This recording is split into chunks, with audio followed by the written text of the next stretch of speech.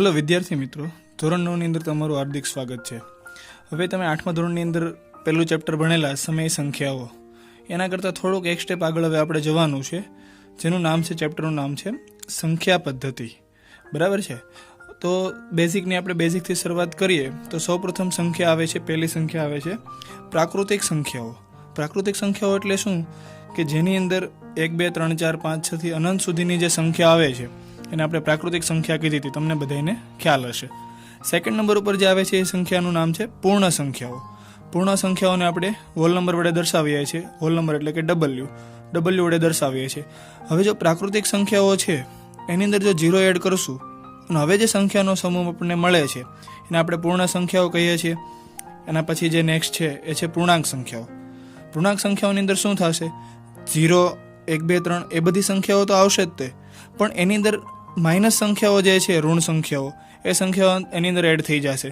તમે 6 7ની અંદર ભણેલા હશો કે સંખ્યા રેખાઓ પર સેન્ટરમાં 0 હોય, એની જમણી બાજુ ધન પૂર્ણાંક હોય, ડાબી બાજુ ઋણ પૂર્ણાંક હોય। તો પૂર્ણાંક સંખ્યાઓની અંદર કઈ કઈ સંખ્યાઓ આવશે? તો કે બધી માઇનસ, 0 અને બધી પ્લસ। એની પછીની જે સંખ્યા છે એનું નામ છે સમય સંખ્યાઓ। સમય સંખ્યાની વ્યાખ્યા બધા વિદ્યાર્થીઓને યાદ હશે અને ધોરણ 8ની અંદર બહુ સારી રીતે યાદ રાખવામાં આવેલી હશે કે જે સંખ્યાઓને P/Q સ્વરૂપે દર્શાવી શકાય। P/Q મતલબ કે અંશ અને છેદ વડે દર્શાવી શકાય, તો એ બધી સંખ્યાઓને કેવી સંખ્યાઓ કહેવાય છે? સમય સંખ્યાઓ કહેવાય છે। દાખલા તરીકે 1/2, 3/4, -1/2, 5/10, મતલબ કે જે સંખ્યાઓની અંદર અંશ અને છેદ આવે તો એ બધી સંખ્યાઓને આપણે સમય સંખ્યાઓ કહીએ છીએ। બરાબર છે? તો આપણે એક વાત ઉપર ડિસ્કશન કરીએ કે શું 5 એ સમય સંખ્યા કહેવાય કે નહીં કહેવાય? તો ઘણા વિદ્યાર્થીઓને એમ થાય કે સર આની અંદર તો અંશ ને છેદ તો છે નહીં, તો આને સમય સંખ્યાઓ કહેશું કે નહીં કહી શકીએ? પરંતુ જો તમે આના છેદમાં 1 મૂકી શકાય, ગણિતની અંદર આપણી પાસે એવી નિયમની અંદર આપણને એવી છૂટ મળે છે કે આના છેદમાં, કારણ કે 5/1 કરશું એટલે એનો આન્સર 5 આવશે। તો જો હવે તમે જોઈ શકો છો કે P/Q વાળું સ્વરૂપ બની ગયું છે, તો આ 5 છે, ખાલી 5, એને પણ સમય સંખ્યાઓ કહી શકાય। એવી જ રીતના 0 છે એને સમય સંખ્યા કહી શકાય, તો કહી શકાય, કારણ કે 0/1 કરી તો આન્સર 0 આવશે, તો આને પણ આપણે P/Q સ્વરૂપમાં દર્શાવી શકીએ છીએ। તો 0 પણ કેવી સંખ્યા છે? સમય સંખ્યા કહી શકાય। હવે આ બધું જે હતું એ તો તમારા માટે જૂનું ને જાણીતું, તો તમને ખ્યાલ હતી, પણ હવેની જે સંખ્યા જે છે અસમય સંખ્યા, કે જે તમે અત્યાર સુધી ભણ્યા નહોતા, તમારા માટે તદ્દન નવો ટોપિક છે। અસમય સંખ્યા એટલે શું? તો બહુ નોર્મલી છે કે જે સંખ્યાઓને P/Q સ્વરૂપે દર્શાવી નથી શકાતી, દર્શાવી ન શકાય, તો જો હવે તમે જોઈ શકો છો કે P/Q વાળું સ્વરૂપ બની ગયું છે, તો આ 5 છે, ખાલી 5, એને પણ સમય સંખ્યાઓ કહી શકાય। એવી જ રીતના 0 છે એને સમય સંખ્યા કહી શકાય, તો કહી શકાય, કારણ કે 0/1 કરી તો આન્સર 0 આવશે, તો આને પણ આપણે P/Q સ્વરૂપમાં દર્શાવી શકીએ છીએ। તો 0 પણ કેવી સંખ્યા છે? સમય સંખ્યા કહી શકાય। હવે આ બધું જે હતું એ તો તમારા માટે જૂનું ને જાણીતું, તો તમને ખ્યાલ હતી, પણ હવેની જે સંખ્યા જે છે અસમય સંખ્યા, કે જે તમે અત્યાર સુધી ભણ્યા નહોતા, તમારા માટે તદ્દન નવો ટોપિક છે। અસમય સંખ્યા એટલે શું? તો બહુ નોર્મલી છે કે જે સંખ્યાઓને P/Q સ્વરૂપે દર્શાવી નથી શકાતી, દર્શાવી ન શકાય તેવી બધી સંખ્યાઓને કેવી સંખ્યાઓ કહેવાય છે? અસમય સંખ્યાઓ કહેવાય છે। દાખલા તરીકે એક્ઝામ્પલ તમને આપી દઉં, √2, √3, √5, √6, આવી બધી જે સંખ્યાઓ છે એ અસમય સંખ્યાઓ છે। હવે તમે અહીં જોઈ શકો છો કે √2, √3 પછી √4 લખવામાં આવ્યું નથી। શા માટે? કારણ કે તમે બધાય જાણો છો કે √4 એટલે કેટલા થઈ જાય? 2 થાય, અને 2ના છેદમાં કાંઈ ન હોય તો 1 મૂકી શકાય, તો આ તો P/Q સ્વરૂપ થઈ ગયું। માટે આ કેવી સંખ્યા છે? √4 છે એ સમય સંખ્યા છે, અસમય સંખ્યા નથી। તો ઇન શોર્ટ, જે સંખ્યાનું વર્ગમૂળ નથી નીકળી શકતું, બરાબર છે, એવી બધી સંખ્યાઓને કેવી સંખ્યા કહેશું આપણે? અસમય સંખ્યા કહેશું। 2 3 5 6, √7, √8, √9ને નહીં કહી શકાય, કારણ કે આપણે બધા જાણીએ છીએ કે √9 હોય તો એનો આન્સર 3 થાય। હવે 3 છે એ તો સમય સંખ્યા છે। બીજી ભાષામાં વાત કરીએ તો 0.01, 001, 001, તો આ ટાઈપની જે સંખ્યાઓ છે, મતલબ રિપીટ નથી થતી, તમે જોઈ શકો છો કે એ સંખ્યા જાય છે અનંત સુધી પણ રિપીટ નથી થતી, તો આવી સંખ્યાઓને પણ અસમય સંખ્યાઓ કહેવાય। જો અહીં મેં નીચે એક લાઈન દર્શાવેલી છે કે અસમય સંખ્યા હંમેશા અનંત અનાવૃણ હોય। અનાવૃણ એટલે કે શું? કે રિપીટ થશે નહીં, એકની એક સંખ્યા હશે, રિપીટ નહીં થાય। અને સમય સંખ્યાઓ એ કેવી હોય છે? અનંત આવૃત હોય છે। અનંત આવૃત હોય એ સમય સંખ્યા કહેવાય। દાખલા તરીકે 1.01010101, તો આ સંખ્યા અનંત સુધી જાય છે, પણ તમે જોઈ શકો છો કે 01 01 01 રિપીટ થાય છે, તો આવી સંખ્યાઓને કેવી સંખ્યા કહેવાય? સમય કહેવાય। અને રિપીટ નથી થતી આની જેમ, તો આને કહેવાય અસમય સંખ્યાઓ. અસમય સંખ્યા પછી આવે છે વાસ્તવિક સંખ્યાઓ. વાસ્તવિક સંખ્યાઓ એટલે એવી સંખ્યાઓ કે જેમાં સમય અને અસમય બંને સંખ્યાઓ ભેગી થશે અને જે સમૂહ તૈયાર થશે, આપણે એને વાસ્તવિક સંખ્યાઓ કહીએ છીએ. એ સંકેતમાં આર વડે દર્શાવવામાં આવે છે. બરાબર. તો આ થઈ આપણી 6 સંખ્યાઓ. હવે આની પરથી કેવા ક્વેશ્ચન પૂછાય છે તો તમે જોઈ શકો છો કે તમે પહેલી સંખ્યા ભણ્યા પ્રાકૃતિક, પછી ભણ્યા પૂર્ણ, પછી પૂર્ણાંક, સમય, અસમય અને લાસ્ટમાં તમે જોઈ હતી વાસ્તવિક સંખ્યાઓ. ક્વેશ્ચન એવા પૂછાય છે એક્ઝામની અંદર કે શું બધી પ્રાકૃતિક સંખ્યાઓ પૂર્ણ સંખ્યાઓ છે? શું પૂર્ણ સંખ્યાઓ પૂર્ણાંક સંખ્યાઓ છે? શું પૂર્ણાંક સંખ્યાઓ સમય સંખ્યાઓ છે? અથવા તો ઊંધી રીતે પૂછે, શું સમય સંખ્યા પૂર્ણ સંખ્યા છે? આ ટાઈપના ક્વેશ્ચન પૂછવામાં આવે છે, જેથી કરીને આપણે સંખ્યાનું નોલેજ હોવું ખૂબ જ જરૂરી છે. તો સિમ્પલી તમે જોઈ શકો છો કે સમજો એવો ક્વેશ્ચન પૂછવામાં આવે કે પ્રાકૃતિક સંખ્યાઓ એ પૂર્ણ સંખ્યાઓ છે, તો એનો આન્સર આવશે હા, કારણ કે બધી જ પ્રાકૃતિક સંખ્યાઓ 1, 2, 3, તો તમે જોઈ શકો છો 1, 2, 3 મતલબ અનંત સુધીની જે સંખ્યાઓ છે બધી જ પ્રાકૃતિક સંખ્યાઓનો પૂર્ણ સંખ્યામાં સમાવેશ થાય છે, જેથી કરીને બધી પ્રાકૃતિક સંખ્યાઓ પૂર્ણ સંખ્યાઓ છે.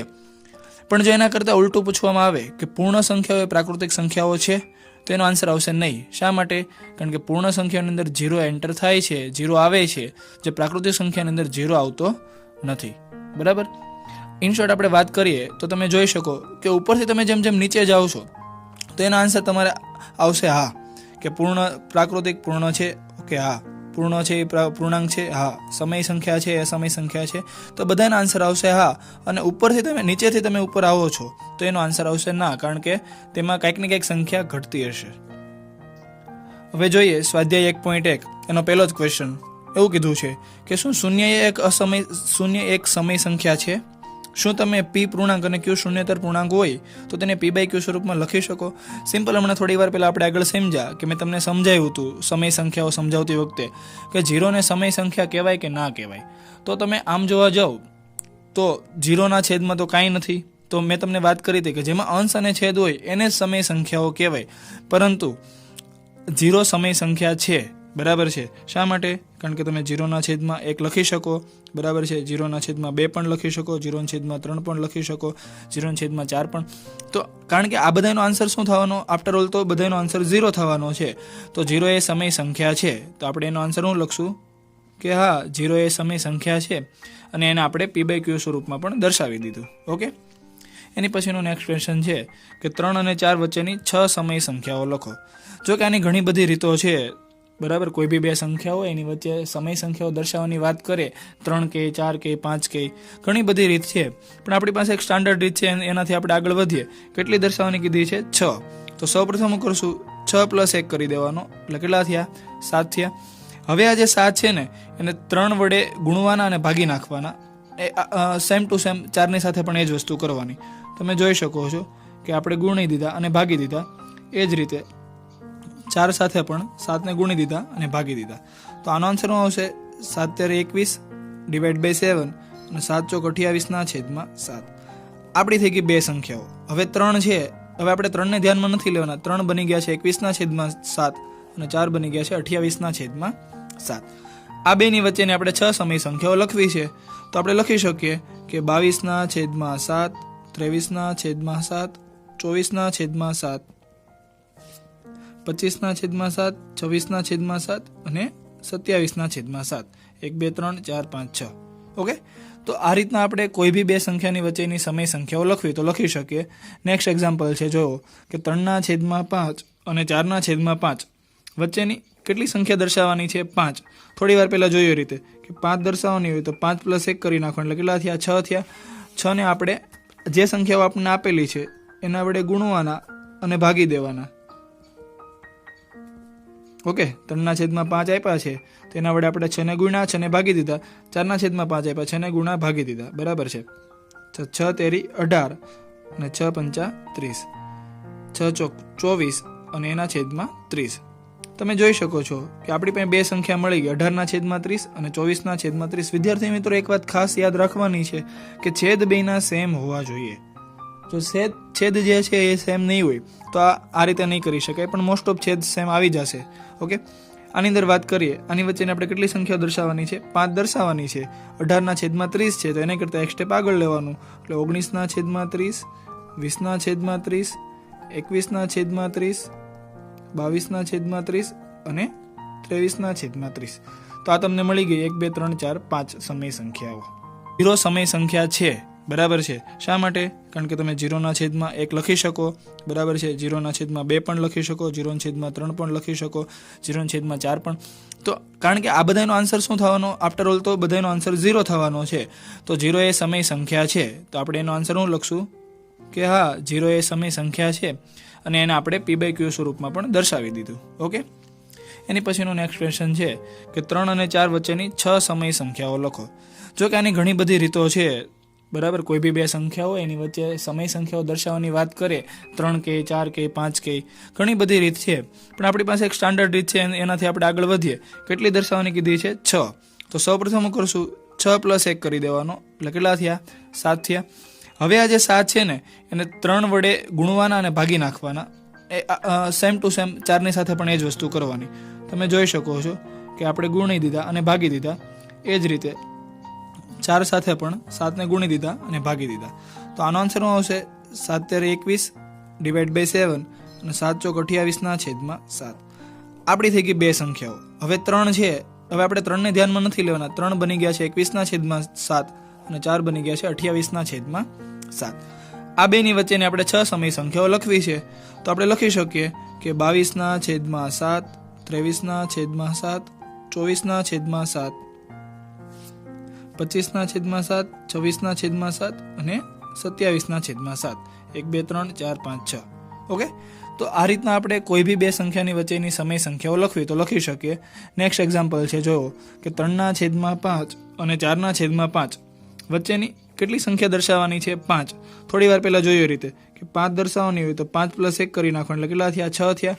6ને આપણે જે સંખ્યાઓ આપણને આપેલી છે એના વડે ગુણવાના અને ભાગી દેવાના. ઓકે. 3/5 આપ્યા છે, તેના વડે આપણે 6ને ગુણ્યા, 6ને ભાગી દીધા. 4/5 આપ્યા, 6ને ગુણ્યા, ભાગી દીધા. બરાબર છે. 6 તેરી 18 અને 6 પંચા 30, 6 ચોક 24 અને એના છેદમાં 30. તમે જોઈ શકો છો કે આપણી પાસે બે સંખ્યા મળી ગઈ, 18/30 અને 24/30. વિદ્યાર્થી મિત્રો, એક વાત ખાસ યાદ રાખવાની છે કે છેદ બેના સેમ હોવા જોઈએ. જો છેદ જે છે એ સેમ નહીં હોય તો આ રીતે નહીં કરી શકાય, પણ મોસ્ટ ઓફ છેદ સેમ આવી જશે. ઓકે. આની અંદર વાત કરીએ, આની વચ્ચેને આપણે કેટલી સંખ્યા દર્શાવવાની છે? 5 દર્શાવવાની છે. 18/30 છે, તો એને કરતાં એક સ્ટેપ આગળ લેવાનું, એટલે 19/30, 20/30, 21/30, 22/30 અને 23/30. તો આ તમને મળી ગઈ 1, 2, 3, 4, 5 સમય સંખ્યાઓ. Question number 4. સ્વાધ્યાય 1.1 ની અંદર જ છે કે નીચેના વિધાનો સત્ય છે કે અસત્ય કારણ સહિત સમજાવવાના છે. પહેલો જ પ્રશ્ન જોઈએ કે દરેક પ્રાકૃતિક સંખ્યા એ પૂર્ણ સંખ્યા છે કે નહીં. તો બટ ઓબ્વિયસ વાત છે કે પ્રાકૃતિક સંખ્યા છે એની આપણે વાત કરીએ તો એની અંદર કઈ કઈ સંખ્યા આવે છે? તો 1, 2, 3, 4 અનંત સુધીની સંખ્યાઓ આવે છે. અને પૂર્ણ સંખ્યાઓ છે એની અંદર કઈ કઈ સંખ્યા આવે છે? ડબલ જોડે જેને આપણે દર્શાવીએ છીએ તો 0, 1, 2, 3, 4. તો તમે જોઈ શકો છો કે બધી જ પ્રાકૃતિક સંખ્યા છે એ પૂર્ણ સંખ્યાની અંદર આવે છે. તો આનો આન્સર શું આવશે? હા. અને મેં તમને આની પહેલાં પણ વાત કરી હતી કે તમે ઉપરથી નીચે જાઓ છો તો એને આન્સર આવશે હા કે બધી જ પ્રાકૃતિક છે એ પૂર્ણ સંખ્યા છે. નેક્સ્ટ જોઈએ કે દરેક પૂર્ણાંક સંખ્યા એ પ્રાકૃતિક સંખ્યા છે કે નહીં. તો જોઈએ પૂર્ણાંક સંખ્યાની અંદર કઈ કઈ સંખ્યા આવશે. તો પૂર્ણાંકની અંદર આવે છે બધી નેગેટિવ, -0 પછી પ્લસ. અને પ્રાકૃતિક સંખ્યામાં કઈ કઈ સંખ્યા આવે છે? તો 1, 2, 3. તો તમે જોઈ શકો છો કે માઇનસ વાળી જે સંખ્યાઓ છે એ પ્રાકૃતિકની અંદર આવતી નથી. તો આનો આન્સર આપણે એવો આપી શકીએ કે દરેક પૂર્ણાંક સંખ્યાઓ છે પ્રાકૃતિક સંખ્યાઓ થશે નહીં, કારણ કે નીચેથી ઉપર જઈએ છે. તો આનો આન્સર આવશે ના. એની પછીની વાત કરીએ કે દરેક સમય સંખ્યા એ પૂર્ણ સંખ્યા છે કે નહીં. તો તમે જોવા જાઓ તો સમય સંખ્યા છે, સમય સંખ્યા અંદર કઈ કઈ સંખ્યા આવે? તો 2/3, 4/5, 10/2. આ ટાઈપની જે બધી સંખ્યાઓ છે એ સમય સંખ્યાઓ છે. પૂર્ણ સંખ્યાની અંદર કઈ સંખ્યા આવે છે? તો 0, 1, 2, 3 આ ટાઈપની સંખ્યાઓ આવે છે. બરાબર. તો તમે જુઓ કે અંશ અને છેદવાળી સંખ્યાઓ છે, એક પણ સંખ્યાઓ પૂર્ણ સંખ્યાની અંદર આવતી નથી, માટે આનો આન્સર આવશે ના, કે દરેક સમય સંખ્યાઓ છે પૂર્ણ સંખ્યાઓ થશે નહીં. અને સિમ્પલ રીતે તમારે યાદ રાખવું છે તો સૌપ્રથમ ભીણા પ્રાકૃતિક એની પછી ભણ્યા પૂર્ણ સંખ્યા, એની પછી ભણ્યા પૂર્ણાંક સંખ્યાઓ, એની પછી ભણ્યા સમય સંખ્યાઓ, એની પછી ભણ્યા અસમય સંખ્યાઓ અને પછી વાસ્તવિક. તો ઉપરથી નીચે આવો તો એનો આન્સર આવશે હા. તો ખાસ આ ટેકનિક છે, એમસીક્યુમાં પૂછાય છે, ખાલી જગ્યામાં પૂછાય છે, બરાબર છે. તો આનું ખાસ ધ્યાન રાખવું. ઓકે, હવે સ્વાધ્યાય 1.2 નેક્સ્ટ લેક્ચરમાં આપણે જોઈશું.